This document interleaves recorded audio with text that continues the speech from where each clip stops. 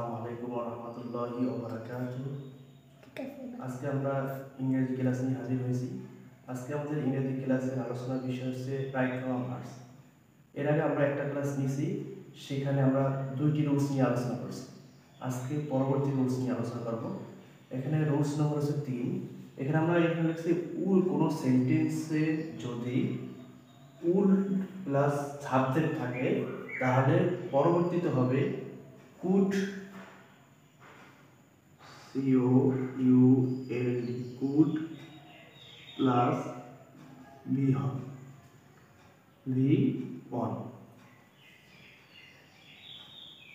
কোনো সেন্টেন্সে যদি উল্ট থাকে তাহলে উল প্লাস সাবজেক্ট থাকে তাহলে কি হবে, পরবর্তী পরিবর্তন করার সময় রাইট ফর্ম ভার্বস করার সময় হবে কুল প্লাস V1।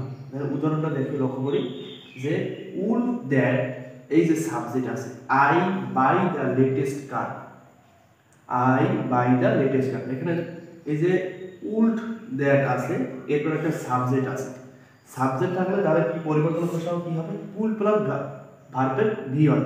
এখানে V1 কি হবে, ভার্বের V1, তাহলে কুল হবে এখানে could, C-O-U-L-D, could plus V1 by present verb হচ্ছে বাই এ।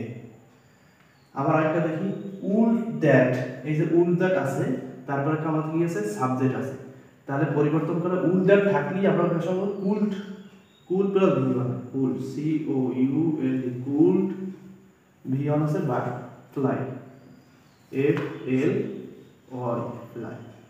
তো মূল কথা হলো সাবজেক্টে যদি উল প্লাস সাবজেক্ট থাকলে পরবর্তী সেন্স করলে তাহলে কি হবে কুল প্লাস V1। রুল নাম্বার 4 এ আমরা বলেছি কোন সেন্টেন্সে যদি সেন্টেন্স এ কনজাংশন হিসাবে so that, in order that, so dot dot that থাকে, এর পরবর্তী সেন্টেন্সের পর ক্যান,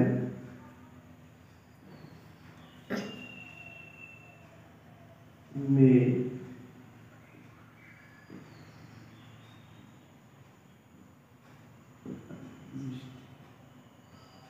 might, could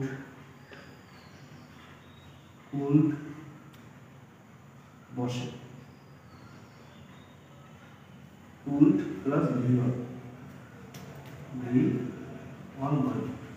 তাহলে মূল কথা হচ্ছে কোন সেন্টেন্সে কনজাংশন হিসাবে so that, in order that এবং সো ডট ডট দ্যাট থাকলে পরবর্তী সেন্টেন্সে ক্যান, কুড, মে, মাইট ভার্বের V1 বসবে, ভার্বের V1 বসবে।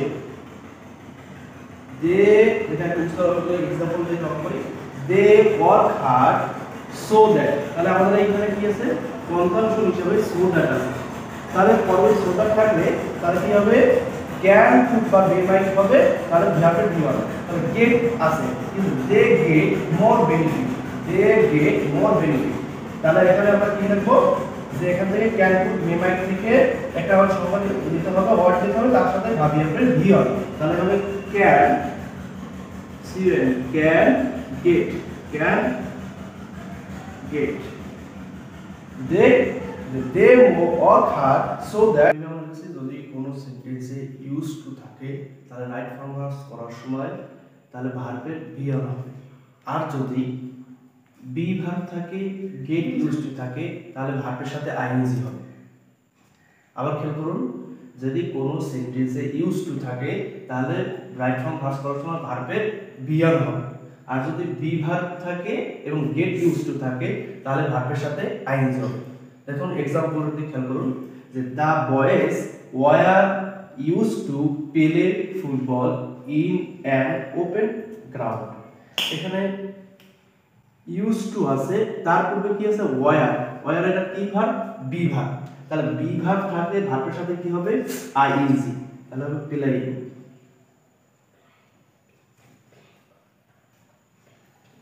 ING play. আমার পরবর্তী এক্সাম্পল হলো we they villagers use to take bath in the river daily. তাহলে এই সেন্টেন্সের মধ্যে আমরা দেখতেছি ইউজ টু আছে, তাই ইউজ টু থাকলে মানে কি ভি ওয়ান, টেক এর জায়গায় টেক কি হবে,